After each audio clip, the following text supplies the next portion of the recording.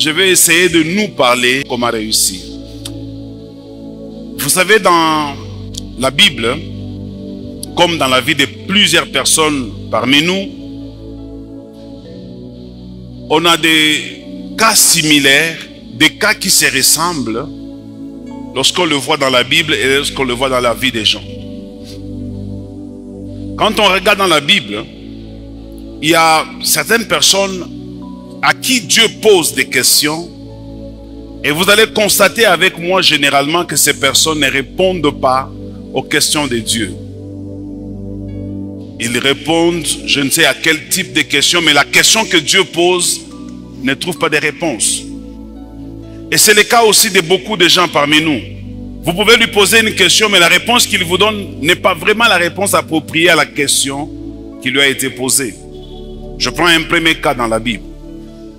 Dieu, comme il avait l'habitude chaque soir de se promener dans le jardin d'Éden, il va constater que cette fois-là, à l'endroit où il avait l'habitude de rencontrer Adam, cette fois-là, Adam n'est pas là.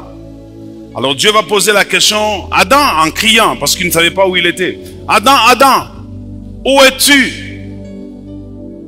Ça, c'est une question bien précise. Où es-tu? Mais écoutez la réponse d'Adam. J'ai peur parce que je suis nu. C'est pas ça la question qui a été posée à Adam. On lui a demandé la localisation. Où es-tu? Et Dieu est omniscient, il connaît toutes choses. Ce n'est vraiment pas dire que Dieu, quand il posait cette question, il ne savait pas où était réellement Adam. Par moment, mes amis, écoutez-moi, Dieu peut vous poser une question tout en connaissant la réponse lui-même. Mais il veut simplement se rassurer si vous-même, vous avez la bonne réponse à donner à la question qu'il vous pose. Parce que la plupart du temps, nous pensons que nous sommes à tel endroit, mais alors que devant Dieu, quand il nous regarde, nous ne sommes pas à l'endroit. Et ici, il ne s'agit pas d'un endroit physique. Il s'agit d'un endroit moral, spirituel. Un endroit par rapport au calendrier divin, par rapport au projet de Dieu. Où es-tu, ma soeur? Où es-tu, mon frère? Dieu te pose également cette question ce matin. Il veut savoir par rapport à ta destinée. Où es-tu maintenant? Et quelle est la réponse que tu lui donnes? Il n'a pas besoin d'écouter que tu lui dises je suis à Bread of Life. Non. Il n'a pas besoin que tu lui dises là où tu habites. J'habite au quartier Kabulameshi. Non. Il a juste besoin que tu répondes par rapport à la destinée. Parce que ce qui importe pour Dieu, c'est votre destinée. La destinée, c'est ce que Dieu veut que vous puissiez atteindre dans votre vie. Où es-tu? Adam dit, je me suis caché parce que j'ai peur et je suis nu. Vous allez voir également quand Dieu pose la question similaire à Agar. Lorsqu'Agar fouillait dans le désert parce que ça n'allait pas entre elle et sa maîtresse. Agar arrive en plein désert. À ce moment-là, Agar, je crois qu'elle-même ne savait pas qu'elle était grosse. Et un ange de l'Éternel lui apparaît et lui pose la question, Agar, d'où viens-tu? Et où vas-tu? Là aussi, vous allez voir que Agar ne donne pas la bonne réponse. Il dit, je fuis loin de ma maîtresse Sarah. Peut-être qu'il a répondu à la première question, d'où viens-tu? Mais il n'a jamais répondu à la deuxième question, où vas-tu? Il y a beaucoup de gens comme ça dans la vie. Non seulement ils ne savent pas où ils sont, mais ils ne savent pas non plus où ils vont. Il y a beaucoup de gens. C'est facile de raconter d'où nous venons, de raconter son histoire, de raconter son passé, mais c'est parfois difficile de raconter où on est et où on va. J'ai vu dans ma vie beaucoup de gens qui ne savent vraiment pas où ils vont. Agar avait une grossesse et ne le savait pas. Et l'ange de l'Éternel va lui révéler que retourne auprès de ta maîtresse, va t'humilier, va demander pardon. Parce que en ce moment-là, tu portes un enfant dans ta grossesse. Et cet enfant-là est une destinée. Vous savez, parfois les gens ne connaissent pas ce qu'ils portent en eux-mêmes. C'est comme cela qu'ils ne savent pas le chemin qu'ils sont censés poursuivre pour arriver à un objectif quelconque. Je voudrais qu'en 2025, bien aimés dans le Seigneur, que nous puissions développer dans cette église certaines facultés à bien cerner notre marche spirituelle. Où êtes-vous aujourd'hui et où allez-vous? Où êtes-vous aujourd'hui, ma soeur, et où allez-vous? Oui, nous allons en 2025, tous nous y allons. Mais ce n'est pas ça que Dieu veut savoir. Dieu veut savoir par rapport à ta vie, par rapport à tes combats, par rapport à ta destinée. Quelle est la position que tu as et où est-ce que tu vas?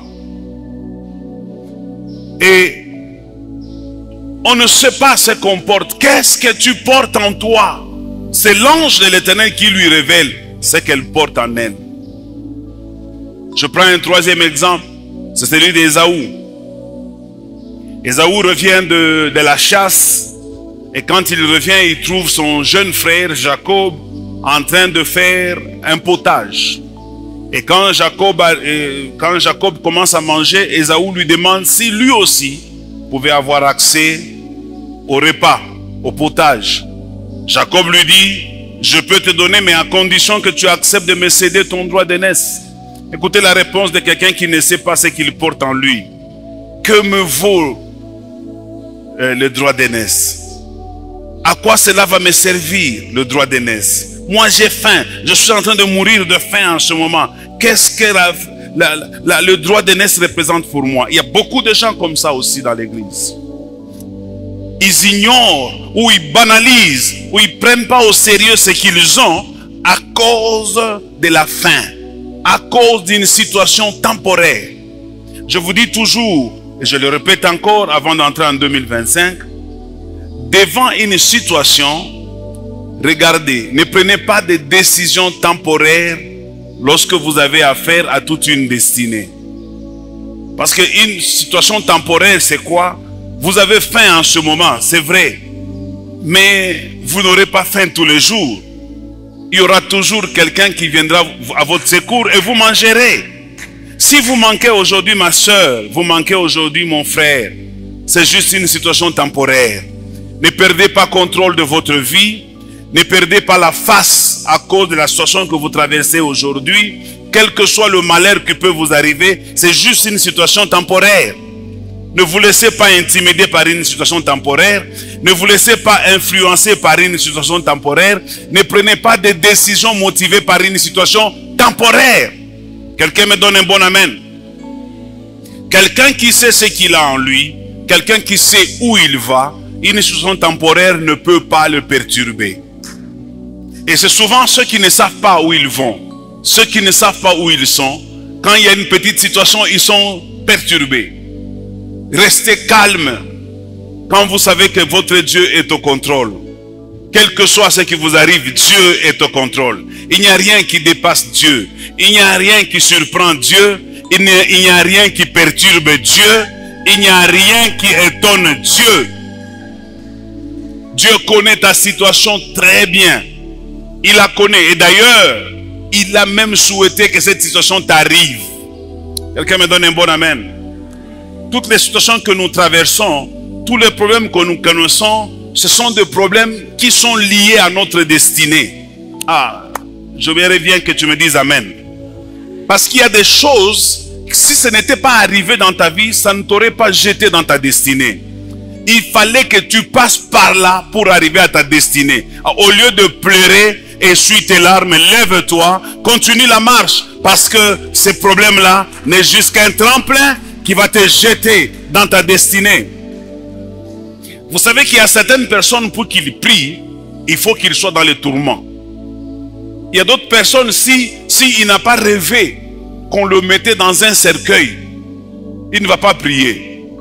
Mais s'il fait seulement un rêve, il se voit dans un cercueil. Je vous dis, quand il va sauter de son lit, personne ne va l'exhorter. La manière dont il va prier et chasser les démons, il n'a pas besoin de modérateur.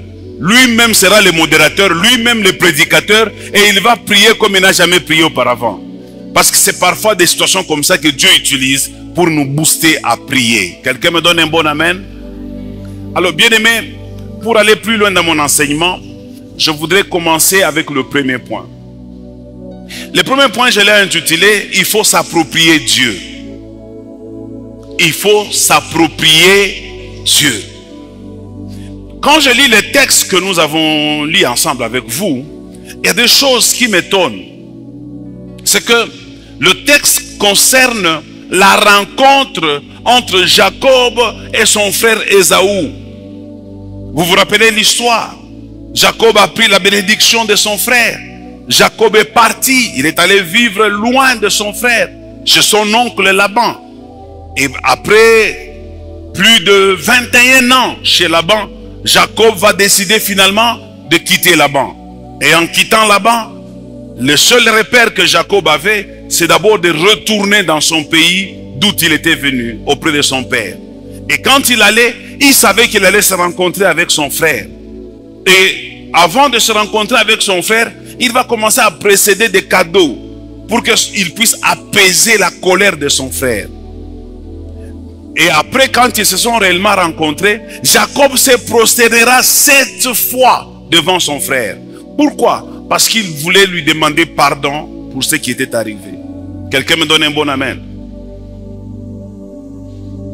Mais ce qui m'étonne, c'est que Jacob, quand il se sépare avec son frère après s'être arrangé, après avoir demandé pardon, après avoir réglé le conflit, parce que depuis l'événement, c'est maintenant qu'ils se rencontrent.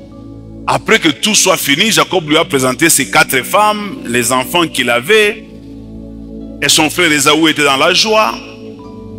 Maintenant, Jacob va aller vers Sichem, du côté de Canaan.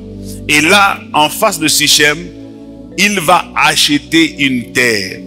Et là, sur cette terre, il va bâtir un hôtel. Et cet hôtel-là, il va l'appeler El Elohé Israël.